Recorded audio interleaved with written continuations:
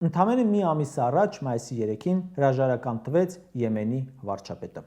Բացատրեց իր քայլը սահմանադրական լիազորությունները կատարելու անկարողությամբ, երկրում փոփոխություններ բերելու անկարողությամբ։ Այդ պաշտոնին Մուբարաքը նշանակվել էր 24 թվականի փետրվարին։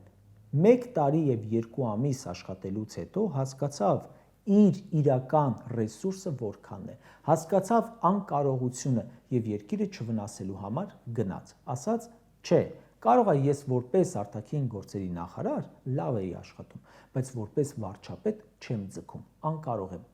Դուք 8 տարին է, որ կառավարում եք երկիրը, նույն դասարանի վրա եք մնացել, ամեն ինչ պրավալ եք տվել ու ինքներդ էլ բազմիցս համոզվել եք, որ անկարող եք, բայց շարունակում եք մնալ ու ձեր անկարողությունները մեր գլխին դարձնել փորձանք։ Եմենի վարչապետը գնաց ինքնակամ։